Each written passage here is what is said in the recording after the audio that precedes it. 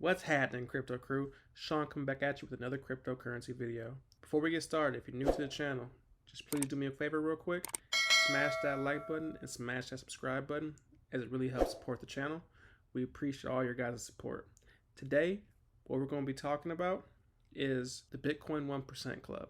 So, are you a part of the Bitcoin 1% Club? What does it take to get there? How much Bitcoin do you need? Well, it depends on who you're speaking to. So right now, one thing that we know for certain is 21 million Bitcoin are hard capped. There's not going to be any more created or any more destroyed.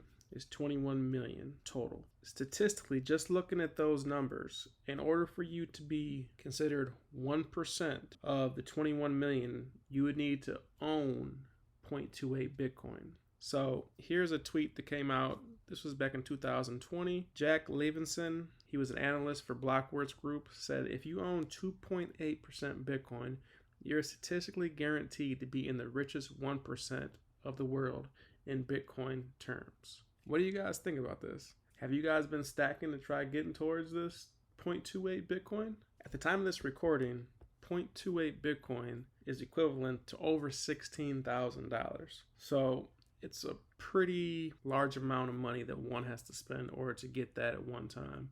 What I suggest, if you don't have any Bitcoin, it's a dollar cost average. Whatever you can afford to put into the market every month, whether it's $100, $500, $1,000, $10,000, whatever it is, just put it in on a daily basis or on a weekly basis, just dollar cost average into a Bitcoin position.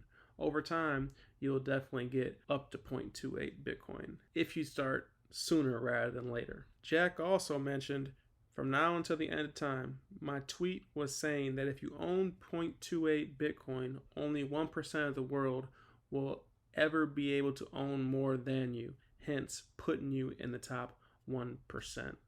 So what do you guys think? Is the 0.28 Bitcoin, is that the 1%? Is it a different figure? Is Jack not calculating and putting other things into consideration? I'm going to show you a few clips of a few fellow YouTubers that give their take on this.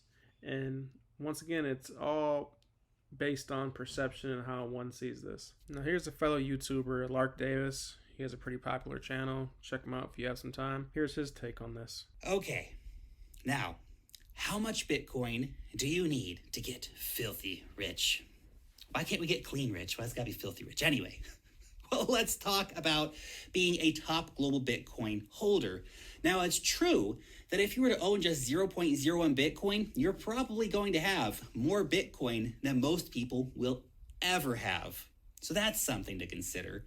Having 10 Bitcoin, that's something. That puts you in a super ultra elite class of Bitcoin holders, since addresses with 10 or more Bitcoin represent a total of 0.36% of all Bitcoin holders. If you have just one Bitcoin, though, you're actually in the top 1.8% of Bitcoin holders globally. You're already an elite club if you can just get one.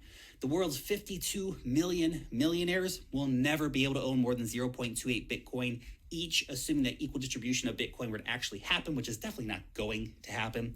So if you have more Bitcoin than 0.28 Bitcoin, you should feel good because you're going to beat most of the world's millionaires.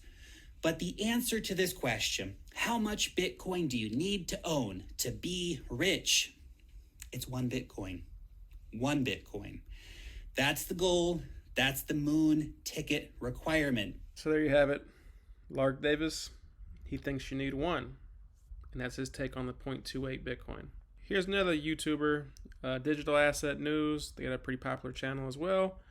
Check out their take on this. Percent of addresses total and the coins. So if you look at what could be the 1%, here's 2%. That's not bad. And the balances of those addresses, and there are 655,744 addresses that have between 1 and 10. It's about 2% people. So somewhere between 1 and 10 is probably the sweet spot. I have to think really in realistic terms. I think it's got to be somewhere between 1 and 2. If you got 1 and 2, between 1 and 2 Bitcoin, first, I mean, maybe you're not in the 1% or the 0.1% or whatever else it is, but it's pretty good as time goes on, especially with what's going to happen and everything that we've seen over the last couple of months. I mean, institutions are pretty much funneling in. We've talked about banks getting into the fray. We've talked about big institutional players. So I think if you got 1 and 2, that's you're way ahead of everybody else out there, especially right now. And there you have it. My take on this is I think between 1 and 2 is sufficient as well. If you don't have any, don't worry. Dollar cost average. Treat Bitcoin like a 401k savings plan and just put in whatever you can. Any extra money you have on a monthly basis, put it into the market. Over time, you'll definitely receive a return on that money, but also you'll be steadily grinding up towards that 1 to 2 Bitcoins. So what's your take on this, guys? Do you guys feel like you're part of the 1% club of Bitcoin? Do you feel like it's out of reach? Do you feel like dollar cost averaging is a good strategy to grind up to that 1 to 2 Bitcoins? Please leave your comments below. And once again, if you like this content, please smash the like button, smash the subscribe button. We appreciate the support. You guys have a good day.